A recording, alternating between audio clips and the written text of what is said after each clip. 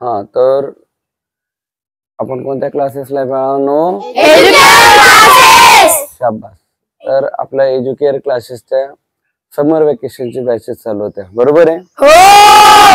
सकाळी 2 आणि सायंकाळी 2 बॅचेस होत्या. अशा समर वेकेशनच्या बॅचेस चालू होत्या, राईट ना? तर आपण ह्या 40 दिवसाच्या बॅचेस पूर्ण केलेल्या आहेत. तर तुम्हाला कळालं का रे? नक्की कळालं? अडचणी दूर झाल्या? ओके. तर आज 9 तारीख आहे, बरोबर आहे ना?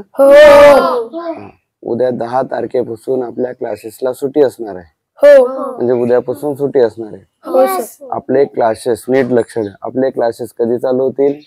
3 तारखेला. 3 तारखेला चालू होतील, बरोबर आहे ना? तर 3 तारखेला चालू होतील.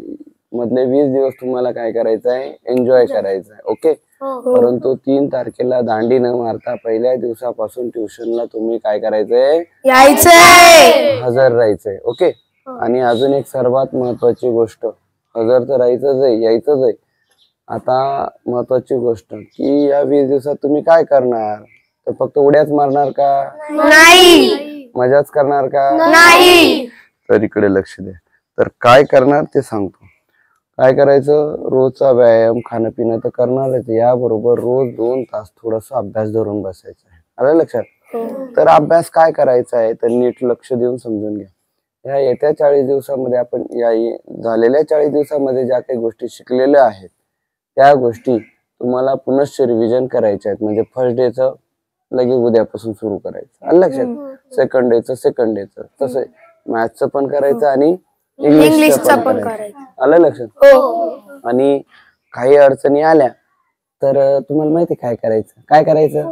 फोन करायचा. हुशार आहे आपले विद्यार्थी. काय करायचा? फोन करायचा. आलं लक्षात मग? नक्की? बरं, आता खानदेशी भाषेत, ऐरणी भाषेत सांगतो. उद्या काय शे पोरसो? आकाजी.